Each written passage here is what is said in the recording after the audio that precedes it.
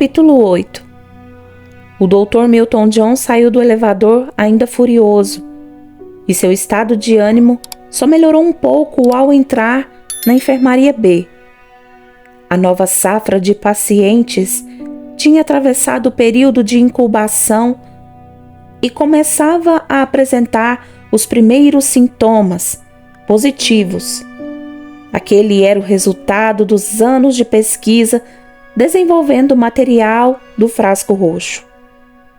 Tinha conseguido mais virulência do agente infeccioso e um quadro clínico mais rápido e funesto. Ele ignorou os olhos suplicantes e as lágrimas costumeiras sobre dores de cabeça ou no corpo, segurando por poucos segundos as mãos que se esticavam em sua direção.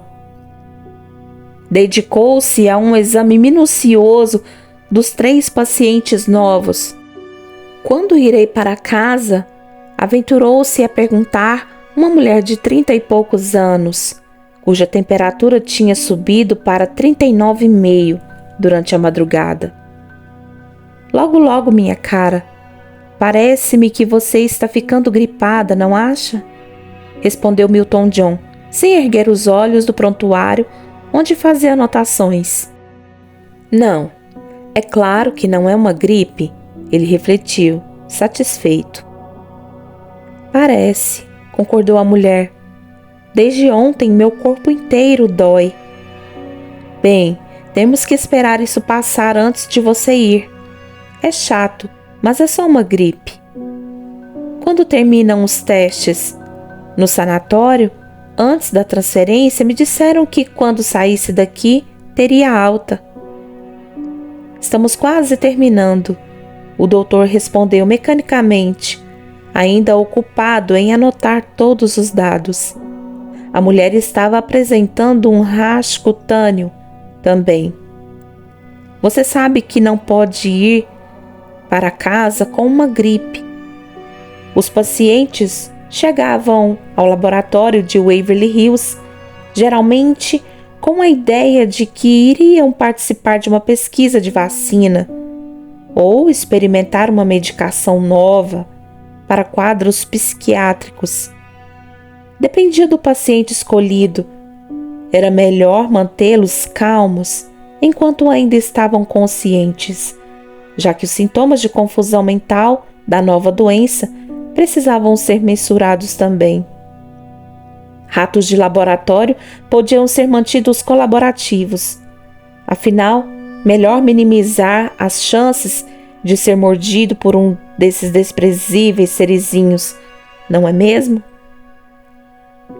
Estava claro que, no início, o agente infeccioso do frasco roxo produzia alguns sintomas bacterianos, febre e faringite purulenta, além de um quadro de pneumonia com tosse e catarro muco-purulento, falta de ar, dor no peito. Em crianças pequenas, eles observaram que poderia haver apenas febre ou apenas dificuldade para respirar e respiração acelerada. Outras crianças podiam apresentar só sonolência e letargia no começo. Já idosos cursavam com pneumonia e alterações de comportamento.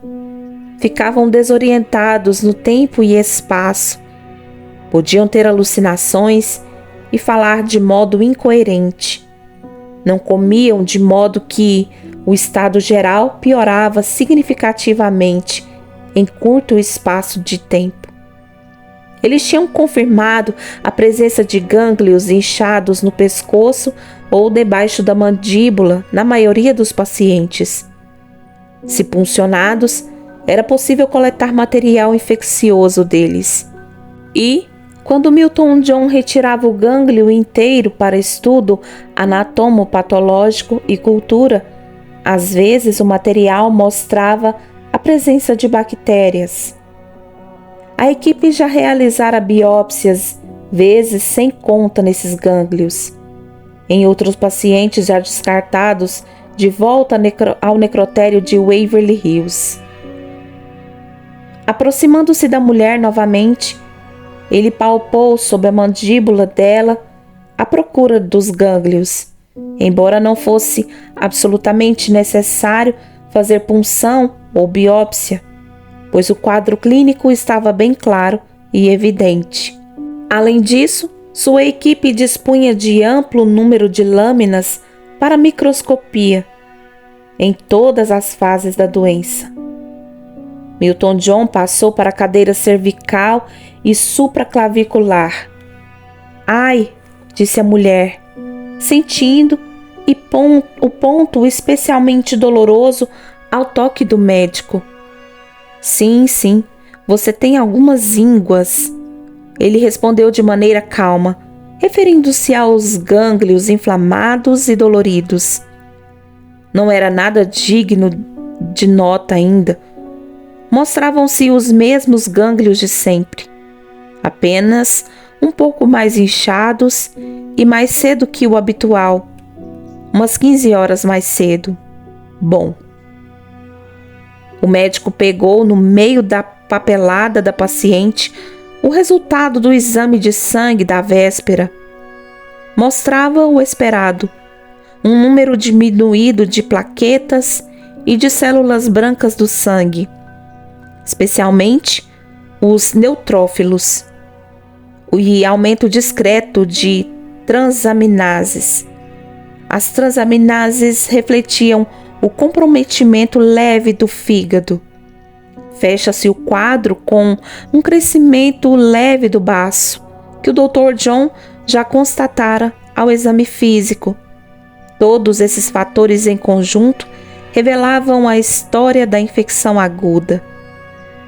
A infecção primária, bacteriana, debilitava o organismo antes da fase viral, a mais importante. Normalmente, a biologia humana se mostra mais suscetível a apresentar uma infecção bacteriana após um quadro viral. Mas eles tinham criado um caminho inverso, inexorável. Primeiro, a bactéria, depois o vírus que ela carregava em seu interior, sendo liberado, mesmo que o organismo da pessoa fosse capaz de eliminar a bactéria e controlar o quadro de sintomas. O vírus circulava no sangue e fazia os sintomas se sobreporem.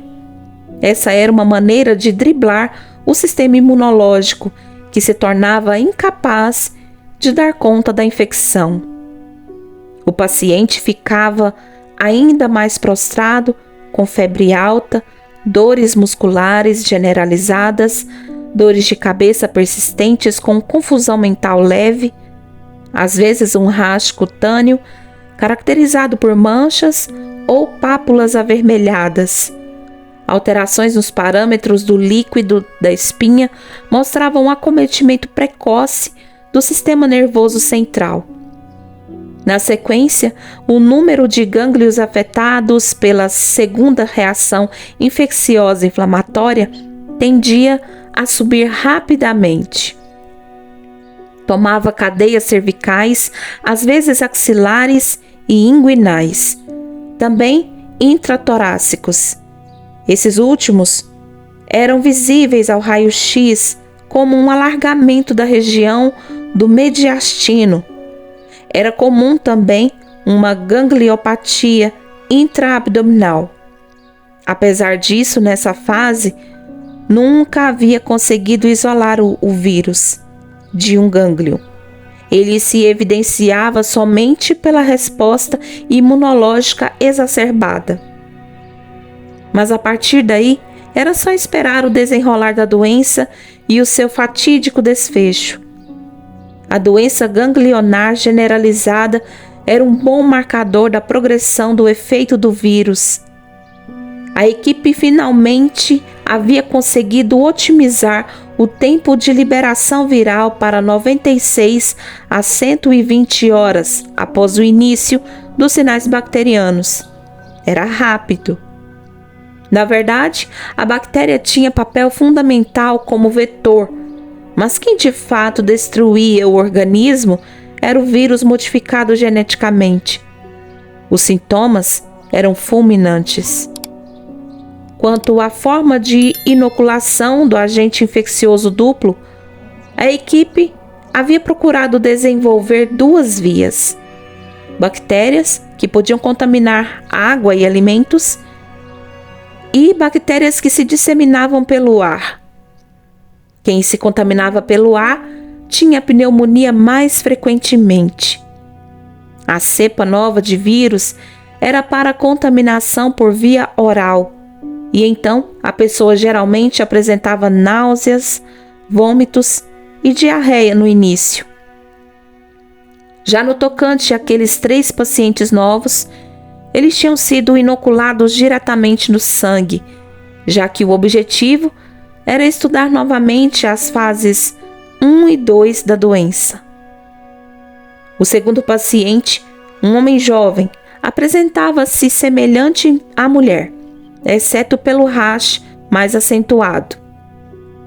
Milton John colheu os exames dele e partiu para o terceiro paciente. Quando se aproximava, Milton John viu Zaev passando pelo corredor. O soviético inclinou de leve a cabeça num cumprimento e continuou seu caminho. Ele estava indo para a enfermaria A. Logo depois, Milton John escutou a voz de Yulia, que falava com o capitão em russo. Milton John se abstraiu da conversa e se concentrou em seu terceiro paciente. Era um idoso. Ele se apresentava um pouco mais grave do que os primeiros. Estava febril com 39,8 de febre, um pouco ofegante, letárgico e tinha petequias, pequenas manchas de sangue na pele do dorso e do abdômen, além de uma mancha de sangue vivo na parte branca dos olhos, hemorragias subconjuntivais. Além disso, a pele e a mucosa ocular e oral revelavam aquela suave, mas inconfundível cor amarelada. Foi o primeiro sorriso do Dr. Milton John desde cedo. A infecção em idosos e crianças menores de 2 anos era mais rápida e grave. Aquele homem tinha 68 anos. Animado com a progressão célere do caso, o médico se concentrou em examinar minuciosamente o paciente. Quanto a este, pareceu um pouco mais atento e falou com voz grave e amanhecida. Meus olhos estão coçando e ardem, doutor. Sim. Acho que desde ontem. Ele ficou pensando, os olhos no teto. Ou já foi antes? Não se preocupe com isso, é só uma irritação. O senhor deve ter coçado. Não, acho que não, eu nunca. Por favor, fique em silêncio enquanto termino o seu exame. Mandarei um colírio depois. Sim, um colírio que era só soro fisiológico e jamais faria algum efeito. E isso se o homem ainda se lembrasse disso nas próximas 12 ou 15 horas. Silêncio total na enfermaria B. Uma insuficiência hepática aguda era capaz de agravar substancialmente o quadro infeccioso Viribactron. E a equipe vinha trabalhando nisso. Se era possível causar um dano irreparável ao fígado com algum tipo de manipulação do próprio vírus. Muitas viroses cursam com lesões no fígado. E quem sabe aquilo poderia ser potencializado. Eles também avaliavam se a administração conjunta de algumas drogas que seriam veiculadas em alimentos ou água poderiam ter um efeito tão deletério que justificasse o trabalho de realizar a contaminação. Se essas drogas causassem uma lesão renal aguda concomitante, seria ainda melhor. Em organismos particularmente sensíveis e nos extremos de idade, eles já tinham conseguido mimetizar em laboratório a síndrome hepatorrenal, uma condição muito grave por si só. Estava patente que o paciente idoso evoluía com hepatite. E como não tivesse recebido qualquer droga ou fator potencializador da doença, tratava-se de mais um sinal de que a novíssima cepa do frasco roxo era mais virulenta. Milton John sentiu-se exultante e cheio de expectativas sobre como a hepatite iria evoluir. Se ela seria fulminante ou se o homem declinaria em razão das complicações da infecção. Ele abaixou as pálpebras inferiores do paciente. A cor amarelada da conjuntiva ocular não deixava dúvida, embora a pele não estivesse tão amarelada. O médico olhou as unhas do paciente e notou a cor amarelada nelas também. Perfeito. As petequias eram comuns em pacientes hepáticos. Quando se tem o fígado muito comprometido, há muito mais chances de se apresentarem sangramentos, não apenas na pele e mucosas, mas potencialmente em qualquer local do corpo. Vamos ver o que evoluirá mais depressa nele. Milton John murmurou consigo mesmo, já que o homem estava um pouco fora de si, falando sozinho. O quadro neurológico, a insuficiência hepática ou as hemorragias. O coletor de urina do homem tinha mostrado um volume normal, o que significava que os rins estavam funcionando. O doutor pegou o prontuário e verificou exatamente quando tinham colhido o primeiro exame de líquido da espinha. Fazia 3 dias. Era um bom momento para colher outro e verificar a quantas andava a infecção que se espalhava pelo sistema nervoso central daquele paciente. Num quadro de encefalite por vírus, Milton John esperava que o licor espinhal apresentasse infiltração com células do sangue não muito alta e com predomínio de linfócitos, taxa de glicose normal e taxa de proteína alta. A chance de isolamento do vírus diretamente do licor girava entre 70% e 95%.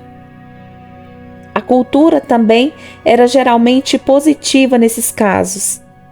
Se e quando o agente Viribacterium fosse liberado, sendo um vírus novo projetado em laboratório, a princípio não haverá marcador sorológico para ele. Isto é, ele não poderá ser identificado e muito menos associado ao quadro bacteriano, pelo menos de início. Será uma doença totalmente nova. A causa exata dificilmente poderia ser encontrada, mesmo após exaustiva investigação. O Dr. John se aproximou do paciente velho e sacou do bolso o oftalmoscópio. "Olha para a frente, senhor", ordenou. O paciente ficou olhando para ele, um lado da boca e do rosto meio paralisados, o olhar um tanto abobalhado. A respiração estava pesada, um pouco dificultosa. "Por favor, olhe para a frente."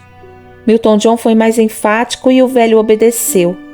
Avaliando o fundo de olho do paciente sob a luz direcionada do oftalmoscópio, ele verificou o sinal do nervo óptico, que mostrava a progressão do edema cerebral e do aumento da pressão intracraniana.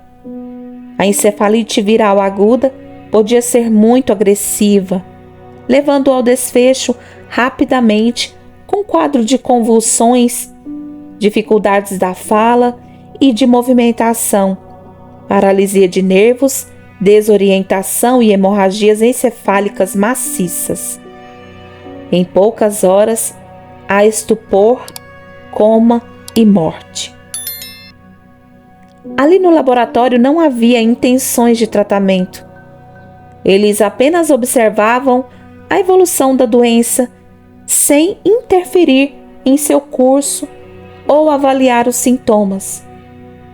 O exame do cérebro pós-mortem mostrava sinais inespecíficos de encefalite viral, intensa inflamação, inchaço, amolecimento de algumas partes e formações de hérnias decorrentes do aumento de pressão intracraniana.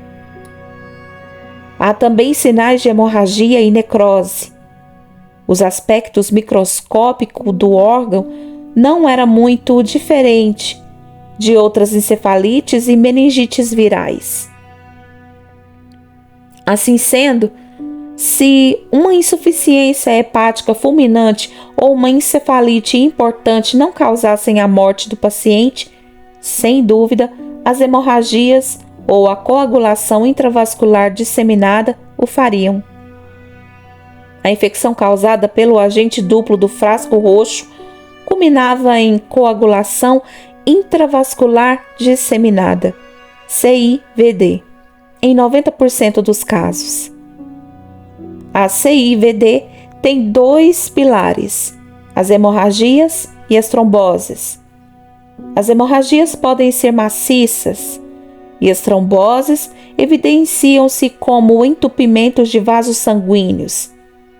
A CIVD é uma síndrome que pode ser decorrente de vários fatores, mas nesse caso ela é produto da circulação dos dois agentes infecciosos no sangue, uma bacteremia e em seguida a viremia.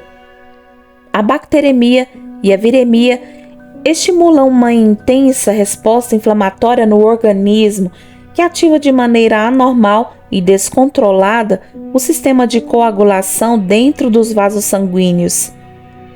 Essa alteração causa as tromboses, que são múltiplos coágulos que acabam diminuindo o aporte de oxigênio a diversos órgãos, que podem sofrer morte celular e necroses.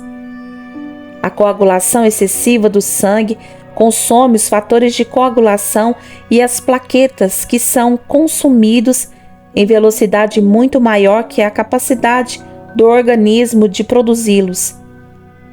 Sucede-se que uma cascata de eventos metabólicos que, tentando dissolver os coágulos, culmina num processo oposto: hemorragias sistêmicas. Sangramento é o sinal mais comum na CIVD aguda não compensada, podendo estar limitado a alguns locais ou ser disseminada. Podem ocorrer equimoses, sangramento mucoso e pelos orifícios do corpo, em conjunto com outras alterações metabólicas e hemodinâmicas. O resultado é a falência múltipla de órgãos.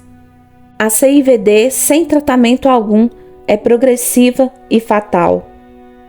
A circulação dos agentes infecciosos no sangue, chamada também de septicemia, também pode evoluir para outro quadro grave e potencialmente fatal: o choque séptico.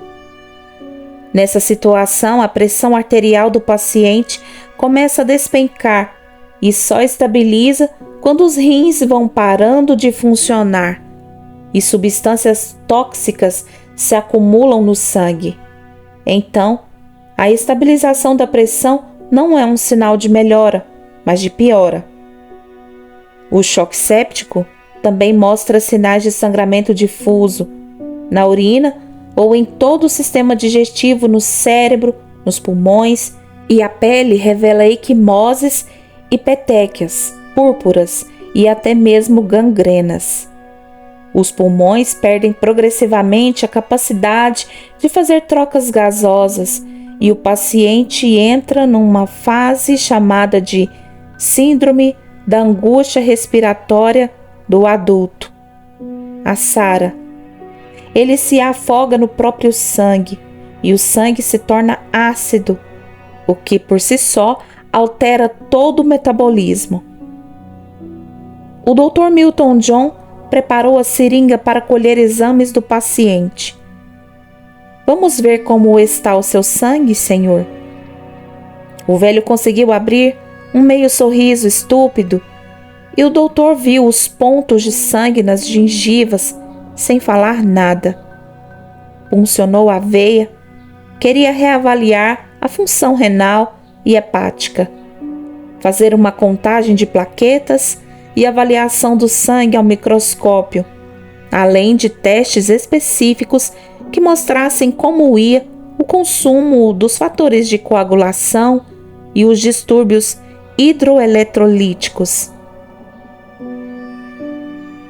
Após a coleta, o sangramento no orifício de punção demorava muito a estancar, de modo que o doutor apenas colocou um punhado de gaze compressiva e enrolou um esparadrapo bem apertado no local, para não assustar demais o paciente antes da hora.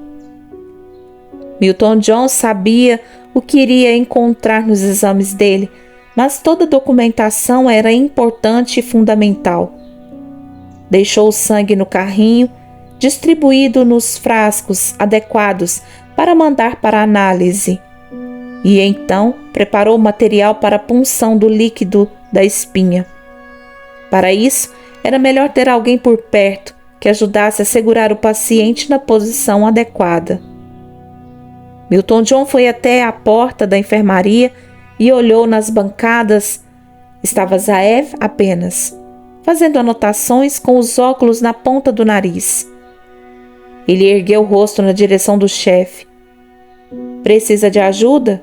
Sim, disse Milton John com certa secura, indicando o paciente com o queixo. Zaev veio. Ele explicou qual era o procedimento ao paciente. Preciso que o senhor fique bem quieto e colabore comigo, instou o Dr. John. Vai doer? Quase nada.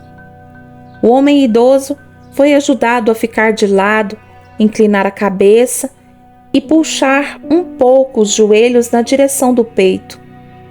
Isso fazia com que o espaço entre as vértebras de sua coluna ficasse mais amplo e bem exposto. Zaev ficou segurando os braços do paciente, ajudando-o a manter-se na posição. O Dr. John fez primeiro um botão anestésico na pele. Era melhor assim.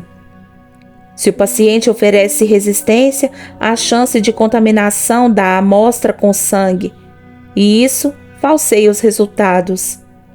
Ali não era questão de empatia ou cuidado, claro que não, porque todos iam morrer de qualquer jeito. Ninguém saía do laboratório, mas era importante obter resultados de exame fidedignos.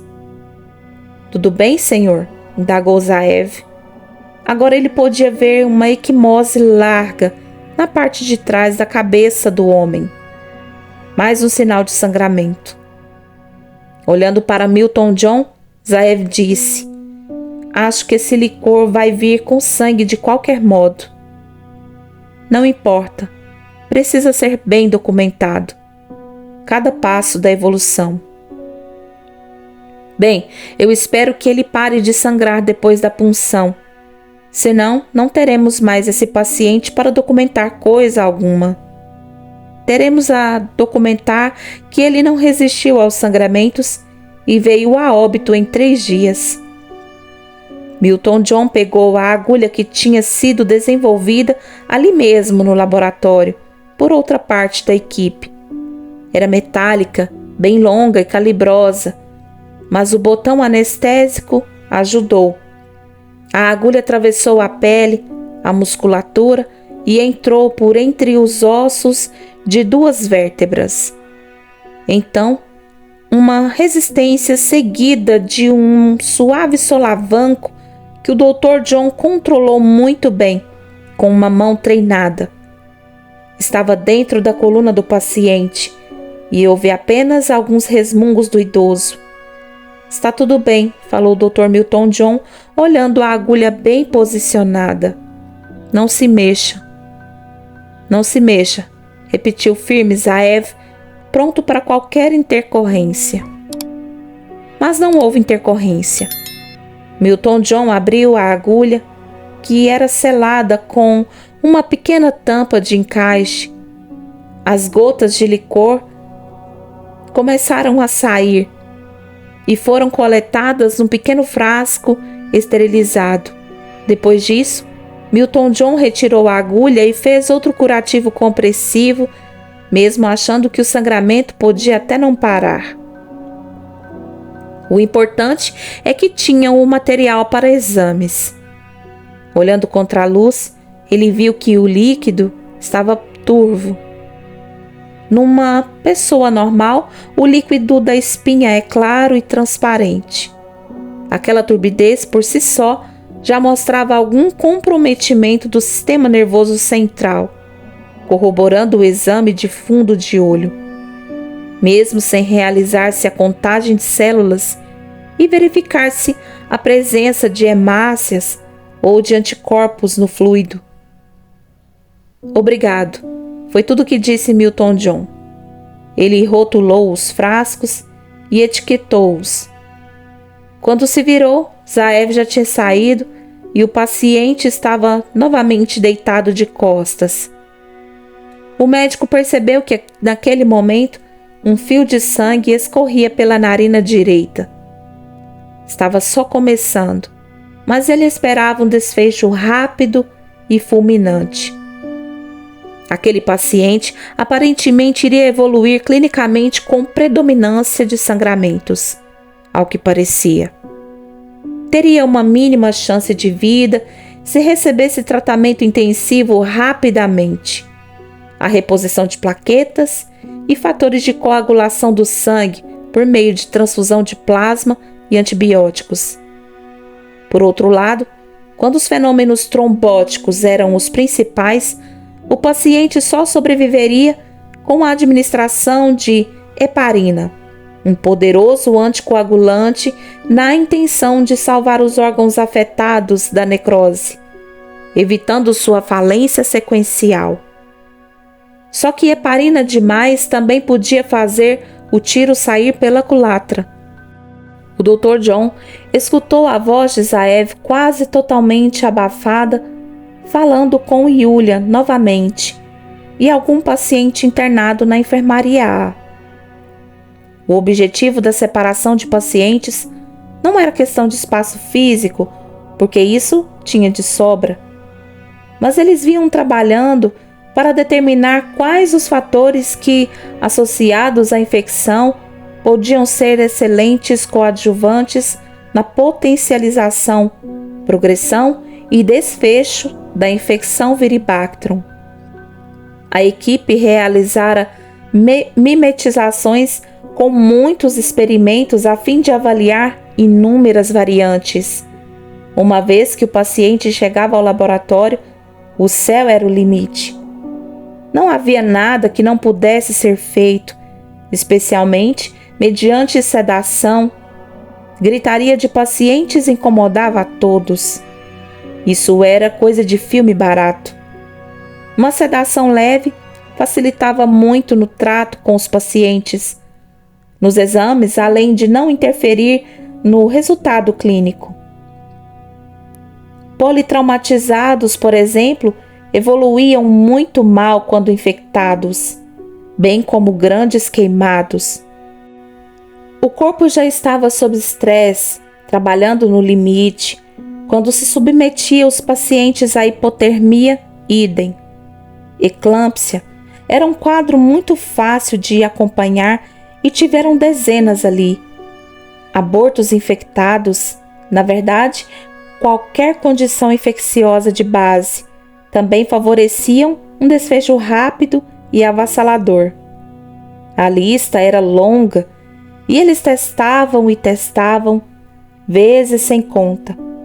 Desnutrição, intoxicações por metais pesados, envenenamento, diabetes.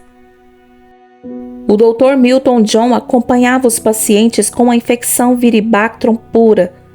Zaev estava coordenando os grupos com esses agravantes de base, ou aos quais ele infligia todo tipo de injúria antes da contaminação. Como esperado, a progressão ao óbito acelerava exponencialmente. Milton John limpou a garganta com uma pigarreada, recolhendo os exames recém-coletados, prontuários e pertences pessoais. Então ele saiu da enfermaria assobiando, deixando-a trancada por fora como de costume. Cada membro da equipe que acompanhava os pacientes tinha seu próprio cartão magnético. Uma verdadeira revolução da tecnologia.